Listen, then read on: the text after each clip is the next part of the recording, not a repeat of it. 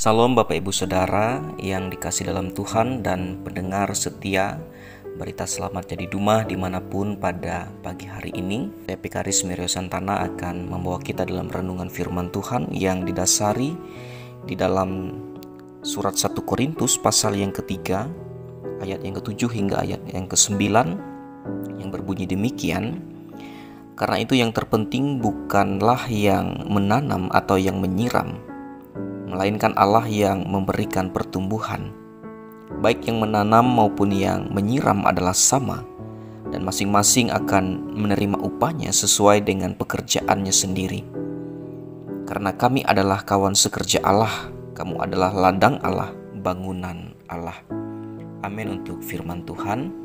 Bapak Ibu Saudara, pendengar setia Berita Selamat Jadi Dumah, umumnya kata hamba kita pakai untuk membahasakan diri di hadapan Tuhan.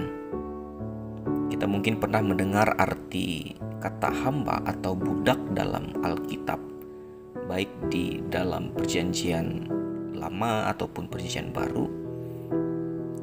Pada sistem perbudakan zaman itu, di mana para budak adalah orang-orang yang berstatus sangat rendah, bahkan lebih rendah daripada hewan atau binatang. Tak punya hak, tak dapat upah, hidup dimiliki dan dikontrol oleh tuannya. Tidak heran bila di kalangan tertentu pada zaman kita sekarang, para orang tua sangat keberatan jika anak mereka ingin menjadi hamba Tuhan. Beberapa pandangan berpikir bahwa status sosial hamba Tuhan sangat rendah. Begitu pula dalam hal perekonomian. Namun ada juga pandangan lain yang justru menganggap dan mereka merasa sangat terhormat bila anak mereka menjadi hamba Tuhan.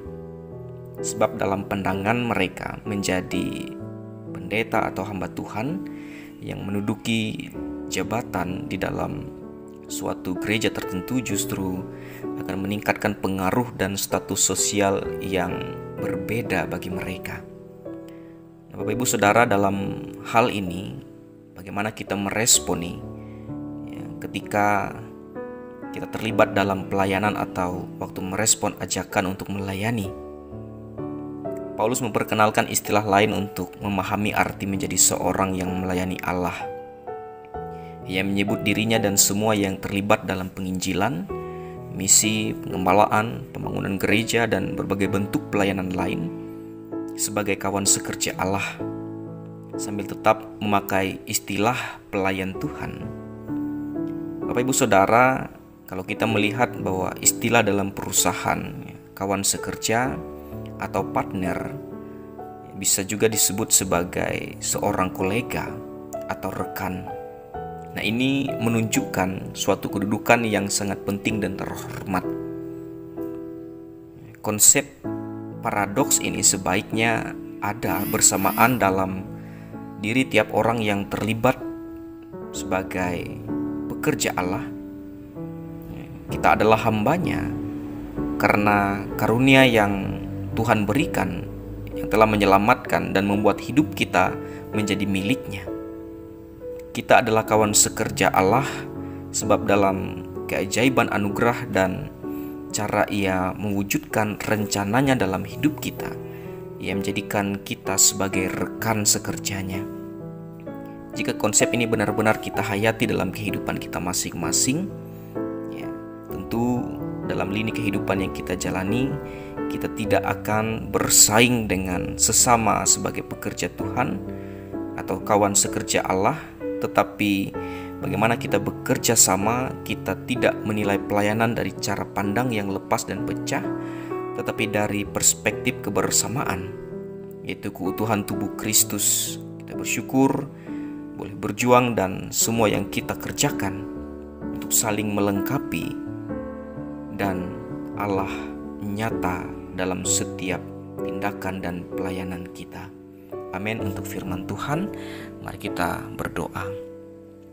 Bapa dalam kerajaan sorga, terima kasih untuk firman yang telah disampaikan kepada kami pada malam hari ini. Kami bersyukur bahwa firman yang terus disampaikan dan ditabur atas hidup dan keberadaan kami masing-masing boleh menguatkan iman pengharapan kami di dalam Tuhan. Dan biarlah melalui firman yang telah disampaikan pada saat ini, kami boleh menghayatinya dalam kehidupan kami masing-masing, dan kami boleh menjadikan hidup dan keberadaan kami sebagai kawan sekerja Allah, sehingga dimanapun kami ada dan berada, kami boleh menggunakan hidup kami untuk terus melayani. Terima kasih Bapa, diberkati para pendengar setia Berita Selamat Jadi Dumah dimanapun mereka, apapun yang akan dikerjakan pada hari ini, esok dan seterusnya, Tuhan akan menolong dan membimbing mereka. Dijauhkan dari mara bahaya, kuasa maut, kuasa-kuasa dunia yang hendak mengancam, hendak mengusik, mengganggu hidup dan keberadaan mereka. Terima kasih Bapa, dalam nama Yesus kami berdoa. Amin.